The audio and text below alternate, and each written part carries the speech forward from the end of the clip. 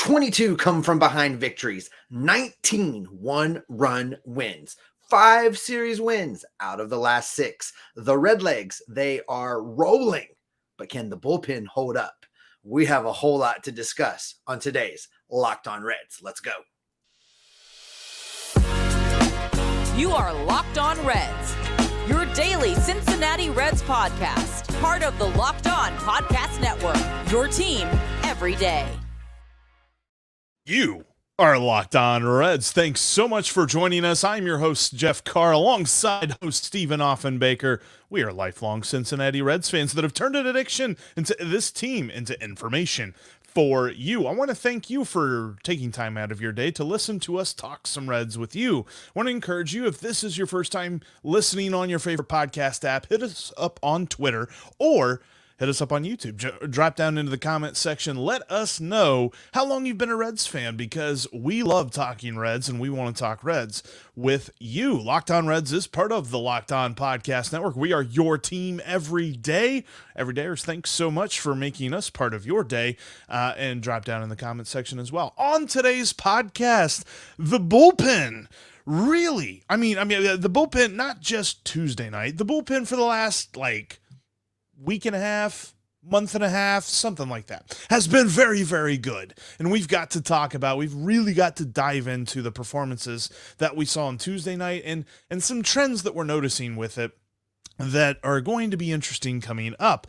Also, there are reinforcements on the way. Louisville has a number of guys on rehab assignment that are not so far from joining the Cincinnati team. So what's that all mean? When can we expect them back? And who's going to be on their way out? And could that mean that the 3-catcher plan is finally going away? Before we get into all of that, I want to let you know that today's episode is brought to you by Game Time. Download the Game Time app today and enter the promo code LOCKEDONMLB, and you'll save $20 off your first purchase. Last-minute tickets, lowest price, guaranteed. And Steve, something that's almost been guaranteed for the Reds here recently has been the performances of the bullpen. That even includes Ricky Karcher, but they were at it again on Tuesday night. They were phenomenal. Listen, first off, Brandon Williamson's line as a starting pitcher was a lot better than it just looks. I know that it shows that he gave up 4 runs. 3 of those were earned. 1 was an unearned run. From your 5th starter in the rotation, 3 runs through 5, I'll take it. And then you hand it over to this bullpen that has been lights out time and time and time again. Now, we're going to get into Ian Gibaut. We felt he looked a little bit off, but I wanted to start right with the good stuff. Lucas Sims. I want to start right there, Jeff, because I know we've got a lot of numbers to talk about this bullpen, but we were curious how Lucas Sims was going to develop and respond, and how he was going to, adjust to the new rules and the lack of sticky stuff and all of the things. Well, I think Lucas Sims has showed us who he really is over the last 3 weeks. Tonight, 1.2 innings pitched. He struck out 3 guys in a row between 2 innings, his first 3 guys that he faced. That brought his ERA down to 3.04. Look, I know that Alexis Diaz got the save in this game, Jeff, but Lucas Sims is the guy that slammed the door. He's the guy that made it possible in the first place. Lucas slams. I kind of like that. I think also, if you look at the box score, you're going to miss the biggest part of his performance, and that was with the bases loaded and 2 outs there in the 7th inning. Salvador Perez was at the plate, and Salvador Perez has a very nice career. I mean, he's played for a very long time, and in his career, he hits over 300 with the bases loaded. And Lucas Sims was able to strike him out on a full count pitch. I believe it was a slider that he just dipped under the bat there, low and inside to the righty Perez. So it was an absolutely beautiful pitch. And kudos to him for coming back in. David Bell has this weird track record of leaving guys in after bringing them in to pitch a partial inning, and then they kind of blow up in the 2nd inning. He pitched phenomenally well there in the 8th. As well. The 2/3 on his inning and 2/3 were the most stressful part, because he comes in after Ian Gibaut loads the bases, and he's able to keep everybody exactly right where they were.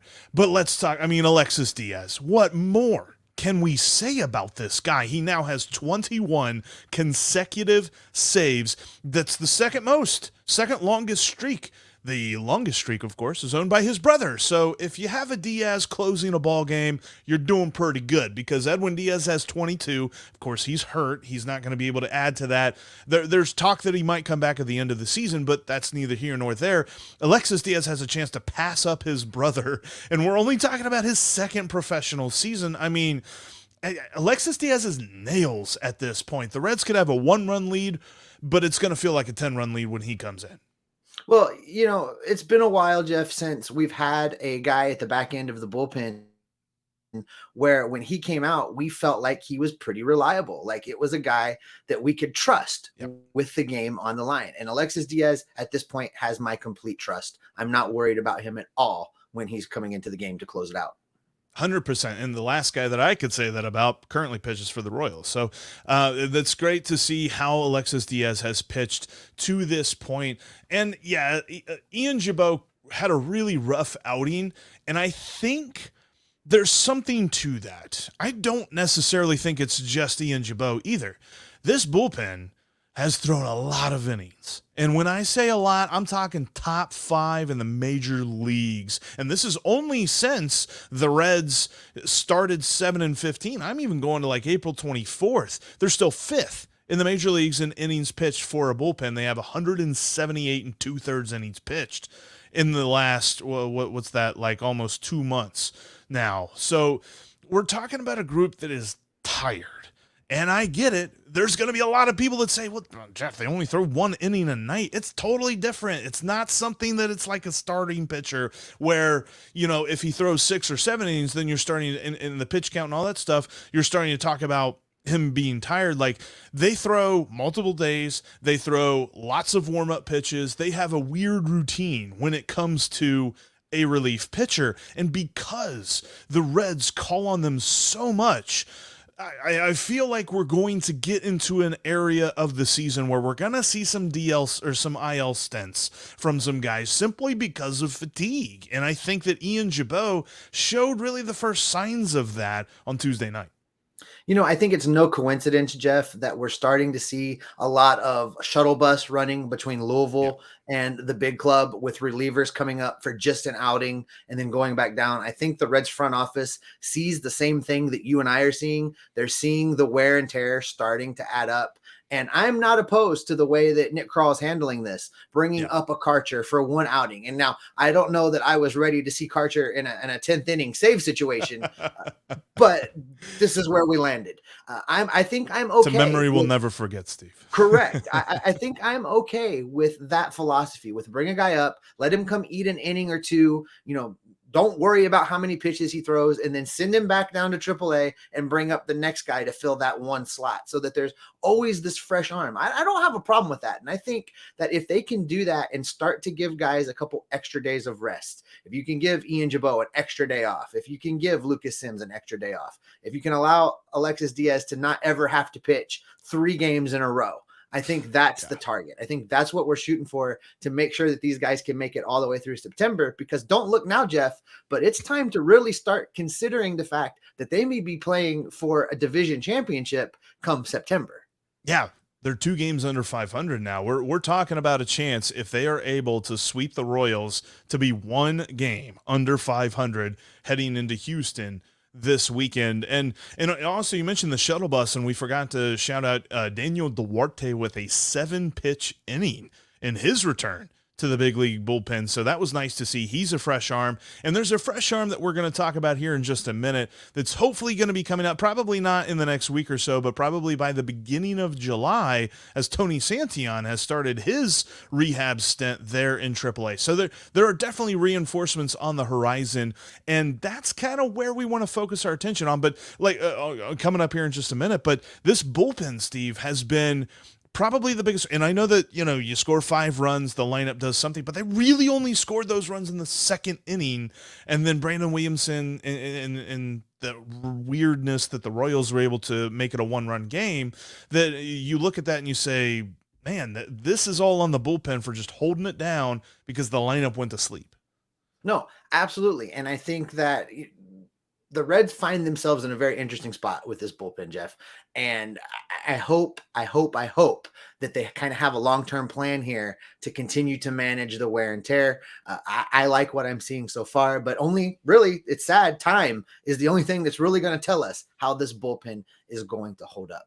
But as much as we're talking about bullpen reinforcements, Jeff, there are some other reinforcements currently down at AAA on rehab assignment that could be joining this team very, very soon.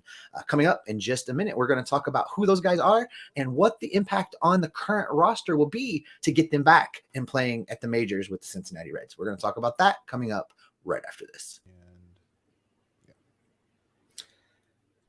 Today's episode is brought to you in part by Game Time. Listen, I love this app. As y'all know, I was in Cincinnati for the whole last homestand, and I used the Game Time app to get my tickets each time I went down to Great American Ballpark. You can snag the tickets you want without the stress with Game Time. All you have to do is go download the Game Time app, create an account, and then use the promo code LOCKEDONMLB for $20 off your first purchase. That's going to get you $20 extra off tickets that are already well below what everybody else is paying.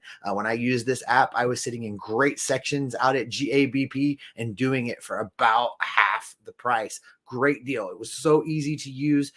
I just downloaded the app. I would go park in the garage there at the banks, go grab some tacos, and before I headed across the street into the stadium, jump on the Game Time app and grab my tickets. It was just that easy. Again, just download the Game Time app, create an account, and use the code LOCKED on MLB for $20 off your first purchase. Terms apply. Again, just create your account and redeem the code Locked on MLB for $20 off. Download Game Time today. Last minute tickets, lowest prices guaranteed.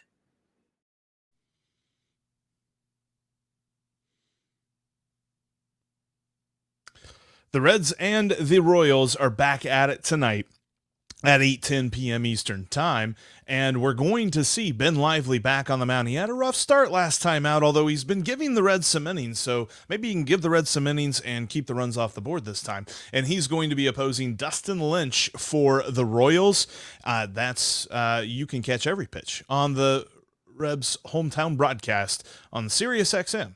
Just download the SXM app and search the word Reds. And thanks as always for making Locked On Reds your first listen every day. Every dayers coming up on tomorrow's show. We just praised the bullpen quite a bit, but they've had to been used a lot because of some weirdness, lots of rough performances from the starting pitching so far this year. We're going to dive into that and why we believe it's going to improve, but some of the numbers that are a bit concerning that we've seen from the starting pitching so far. But what's not concerning, Steve, is the people who are coming back here soon.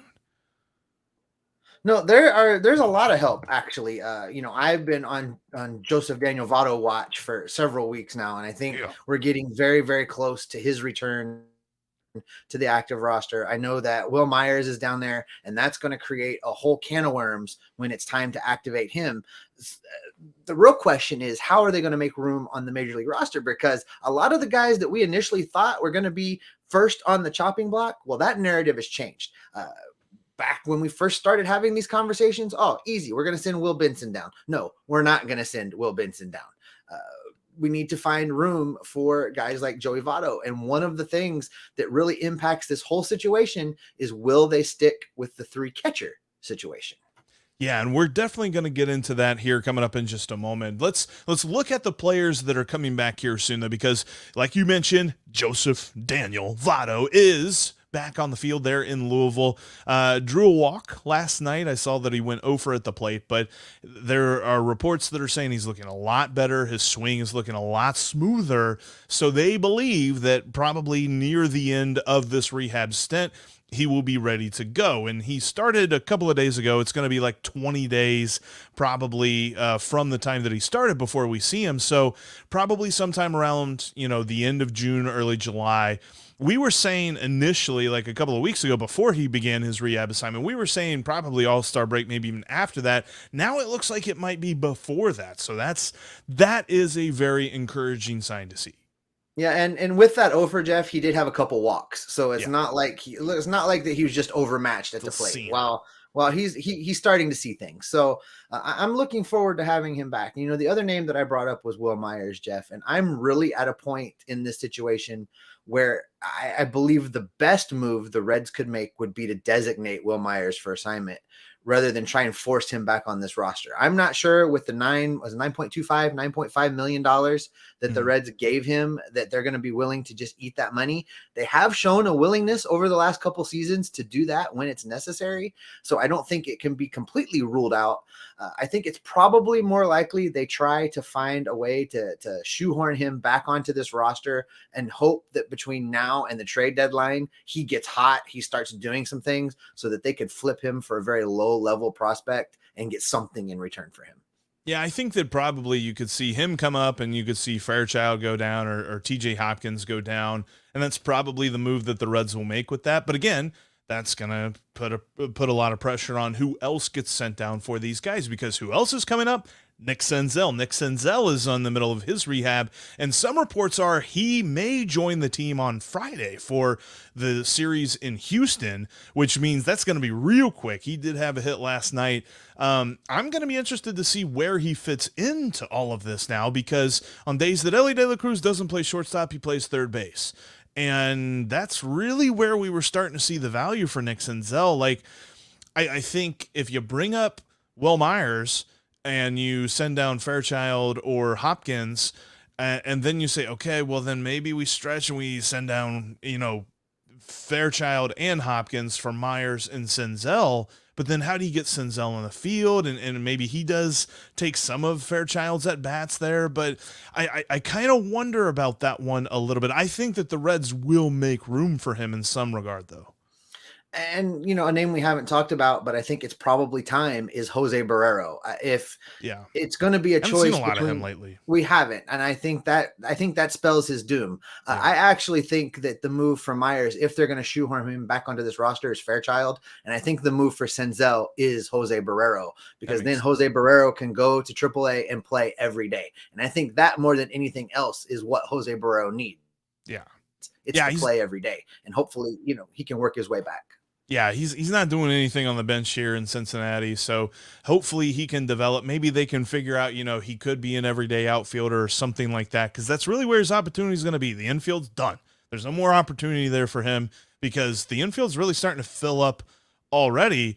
And so we've talked about these guys. There is the Tony Santillan of it all, but honestly, that's an easy fit. You'll just send down whoever's the most tired in the bullpen, or maybe send them on a nice little siesta IL trip. But the one thing that's interesting, and he's not a rehab stint. He's not a dude that is coming back to the active roster. It is a dude who should be added to the active roster in CES. Like, it's time. CES has some of the most amazing statistics. I saw this stat from J.J. Cooper the other day that links him with some of the top baseball talent that we have seen over the last decade. Like, it's time. It is absolutely time to call him up. I don't think that you're wrong, but I think that the Reds, we've talked about this. I think that Nick Krall and the front office have a very specific timeline in their mind. And I think barring some kind of injury, the only way to really get CES on this roster is, again, to have that three catcher conversation that we're going to have coming up here in just a minute. I agree. And that is where we will focus our attention, because yes, with all these guys coming back, you can't just send down all of the outfielders. Like, you're going to have to get a little bit creative with the spot on this roster that has just been a little bit over filled, maybe, I guess. It's like that scene in The Office whenever they're trying to downsize, and Angela looks at Oscar, and Oscar's just like, yes, there is one department in this office that has 3 people doing the job that 2 people should be doing. And they all look at each other, the 3 of them with Kevin, and they say, oh, yeah. Well, that's where we are with the catcher spot. We're going to tell you why coming up next. Before we get into that, though, I wanted to let you know that tonight, 8:10 p.m., Reds have a chance to get a series sweep against the Kansas City Royals. This would be this would put them 1 game under 500 if they get this win. It'll be their 5th win in a row. Hopefully that's what we're talking about on tomorrow's show, but they'll be talking about it during every single pitch on the Sirius XM broadcast. Just download the SXM app and search the word Reds. Steve, 3-catcher plan. We have said the other day that it's very obvious that Curt Casali should be the guy that's the odd man out. And I think, and I'm not saying that one game makes or breaks a decision, but after watching him on Tuesday night, how do we not have Curt Casali on this roster anymore? You know, when he went out and did what he did the other night with Karcher on the mound, all I kept hearing in my head was, this is the way. Every time we talk about a player, they go out and do something spectacular and make it difficult for us to back up our position. All that being said, Jeff, Curt Casali is still the guy. I think that when you look at the offensive numbers, Luke Maile just simply wins out. And as far as an insurance policy goes, Chucky Robinson has been knocking the cover off the ball down at AAA and is available in a pinch to come up and cover a few games if somebody gets nicked up. Listen, and this is not something I would love to be able to keep Curt Casali around. I would Right. make me happy to be able to do that. He's a great guy. He's been great for this team. He's been great for the young pitchers. But at some point, if it's a choice between Curt Casali and CES, sorry, Curt, we're going to have to make room for CES. And I really don't see any way around it. You know, the whole premise behind this was for Tyler Stevenson to be knocking the cover off the ball, playing first base a couple days, playing DH a couple days, catching a couple days. That plan was long ago abandoned. And there's just no real justification for sticking with this 3-catcher setup, given the fact that they've abandoned most of the plan anyway. And I think that there's something to Tyler Stevenson hitting better whenever he is a catcher. Look, his statistics as a hitter in his previous seasons have looked very good at the catcher position. They haven't translated to DH. In fact, the DH has been one of the weakest positions in the Reds lineup this year because he's mostly played there and he just hasn't had the slugging. Last night, even in the Reds win against the Royals, when Stevenson was catching, he had a hit. I believe it was in the 8th inning. Off of Cox, and I can't remember his first name, but that was 102 miles an hour off the bat. It was up against the wall. It was a beautiful catch. If I've learned anything about the Royals in this series, I'll say this. It's MJ Melendez is an amazing defensive right fielder. I mean, amazing. Because he made an amazing catch up against the wall to rob a hit from Tyler Stevenson. They said on the television broadcast that would have been a home run in 28 ballparks. So he's back, I think, so far as like exit velocity and things like that go. And I think he's more comfortable when he's catching. So you definitely, for two different reasons here. For number one, to get all these guys up from AAA, from rehab and all this other stuff. But number two, just for Tyler Stevenson himself. You've got to go back to making him catch half the time. And I definitely think that the upside of the remaining two guys leans in favor of Luke Maile. Luke Maile's got a better bat. And I don't for 1 second believe that Luke Maile couldn't have done the defensive gymnastics that we saw from Curt Casali on Monday night. Like, I don't want to take away from the performance that Curt Casali had trying to catch Ricky Wild Thing Karcher and all of the beautifulness that it was to see him just jumping and, it was just all of that. But I really kind of think Luke Maile isn't that far off defensively, if not maybe even a little bit better. And the whole catcher ERA argument is just, you'll miss me with that, because whoever takes over the innings that Curt Casali catches, that's where the catcher ERA will go. And we're not going to be worried about that at all. No, I'm really have struggled with being okay with cutting Curt Casali, and once I've settled on it, I am okay with it, because it really does, Jeff. I can't see it any other way than it being a choice between a Curt Casali and a CES. And I know there's other moves they can make, but you have to be willing to send Barrero and Newman and Fairchild all down to AAA. You'd have to be willing to, maybe designate for assignment one other guy to get all of these other players back onto the roster and still keep this 3-catcher setup. And I just don't see any value in doing that. There's no value for the team. Really, at this point, the Reds could use one extra big bat in the lineup, one extra big bat on the bench, and Curt Casali is not that guy. And because I've seen this argument as well, for anyone that is saying, boy, think of all the times that they've had to bring in their last catcher on the bench at the end of the game. That's because Stevenson's DHing. Mm-hmm. And when you take that away, you take away the need to constantly dig back to the end of your bench. Like, I feel like the days are gone by. Like, teams carry so many pitchers now that you can't have 3 catchers on your team. I know that there are some other teams that are trying to do this, but those are the teams that they kind of have that bench flexibility, and that third catcher can play other positions. Like, they're not playing Stevenson at any position except catcher or DH. They're not playing Luke Maile at any position except catcher, and they're not playing Kirk Casale at any position except catcher. Like, MJ Melendez can catch for the Royals, but he can also play a heck of a right field. We don't have anybody like that. So to carry a third catcher on the roster just doesn't work for this Reds team. It's time to move on from this plan that they themselves have abandoned long ago. Yeah, I absolutely agree. You wonder if Joey Votto still has his catcher's gear. Do we know the answer to that?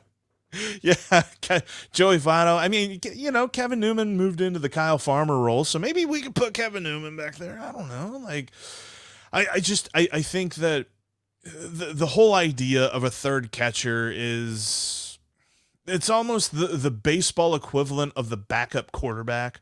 Like, everyone worried about who the backup quarterback is on an NFL team. And sure, you know, there might be a situation where your starter goes down, but if you're in the situation where you got to get into the third catcher every night, then you really got to look at your roster and say, why?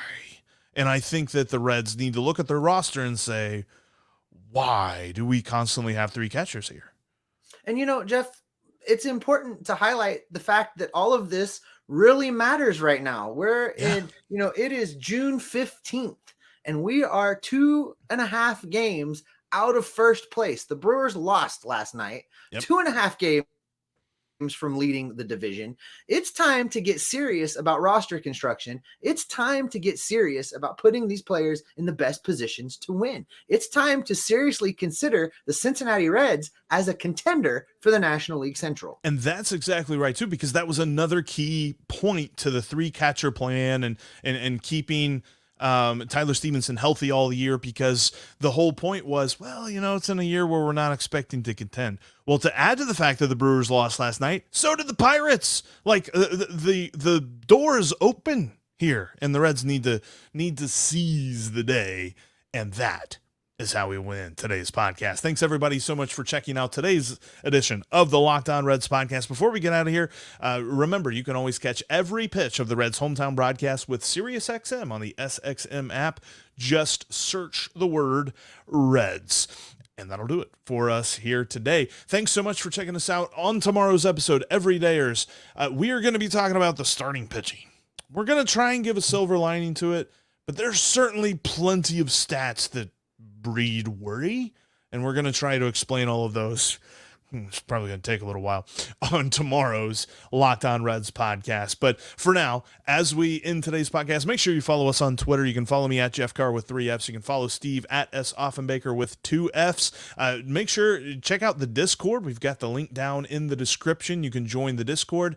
And I have jumped on to Subtext. We're getting that rolling, making sure everybody jumps on board. A link in the chat, or a link down in the description for that as well. Because, Steve, when it comes to our Cincinnati Reds, what can people expect from you and me? Well, you and I are going to continue to monitor all of the rehabs, all of the injury news, all the transaction news, the shuttle bus going to Louisville. We're going to gather up all the information. We're going to bring it right back here to keep everyone locked on Reds every single day.